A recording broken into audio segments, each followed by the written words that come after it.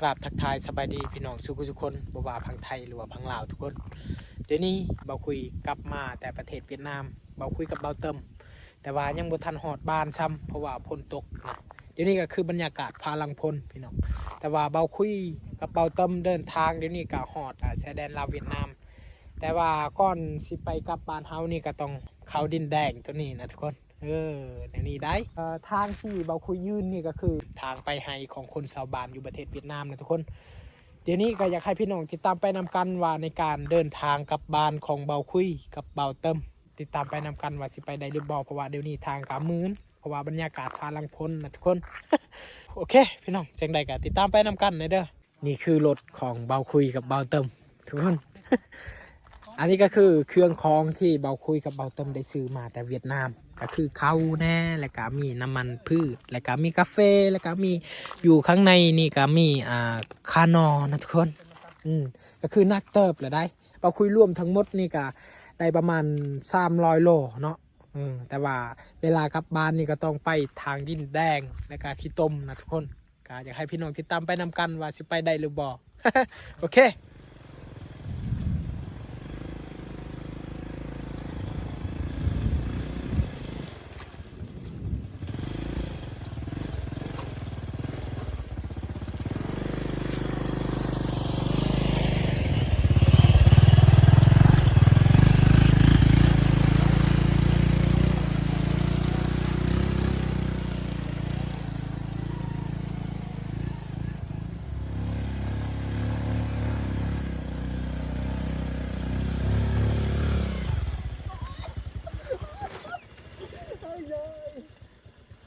ให้แกงอัน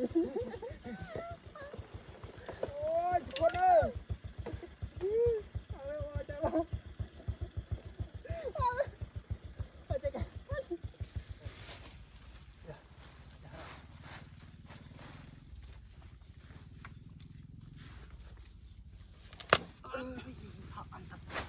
เย็นเดี๋ยว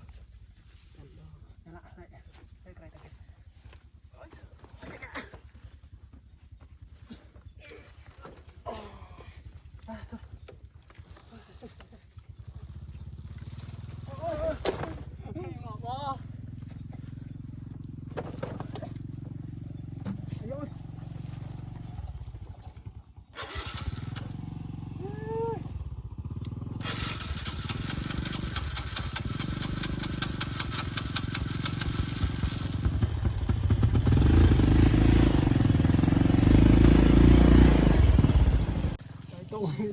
จับลาย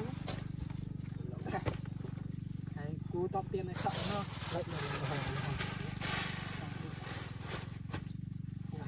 จัด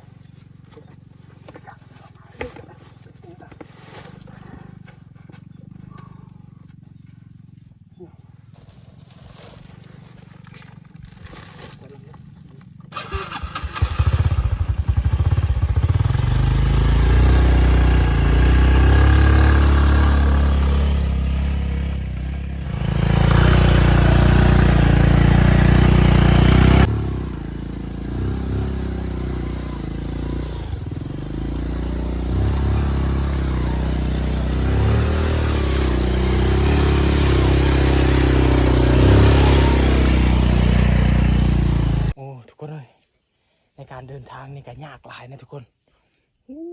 เมื่อกี้นี่เขาจนลมนะทุกคน เดี๋ยวนี้พอได้ใช้เกิบแล้วได้เดี๋ยวนี้ได้ปลดเกิบแล้วได้เดี๋ยวนี้พี่น้องเอ้ยนี่ทุกคนเลยพอได้ใช้เกิบแล้วเดี๋ยวนี้พี่น้องนี่เส้นทางนะทุกคน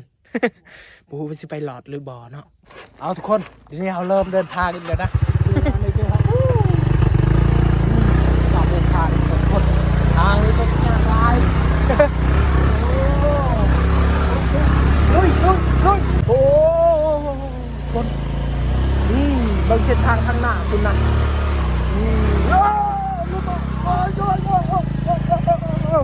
ลมมาลม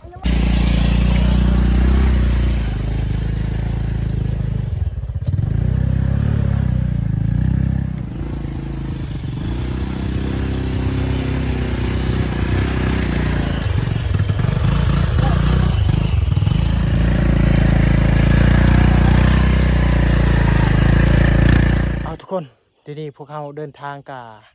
เหาะชายแดนลาวเวียดนามทางนี้เนาะทีนี้ยังบ่ทันหอดบานซ้ำห้ากับหอดชายแดนลาวเวียดนามทุกคนเลยโอเคจังได้กับพี่น้องตามไปนำกัน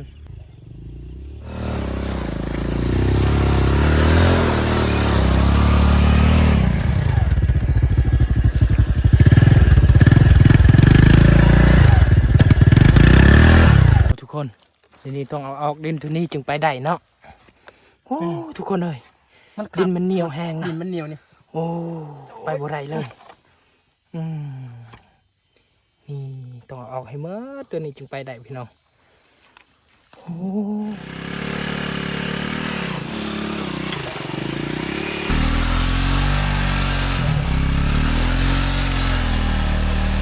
เอาโอเคทุกคนทีนี้พวกเฮากาฮอด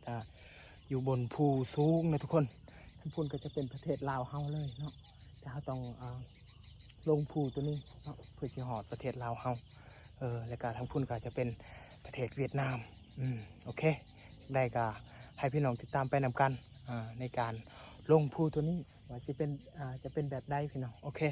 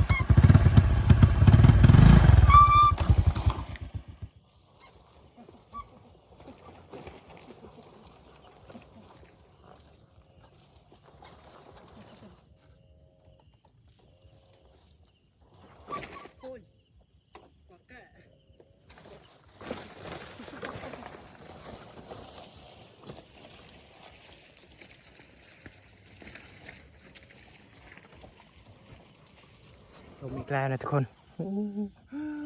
แต่จะเทือล่ะ2 3 4 สีเทือเนาะสีเทือพุ่นนะไปบ้างไปนี่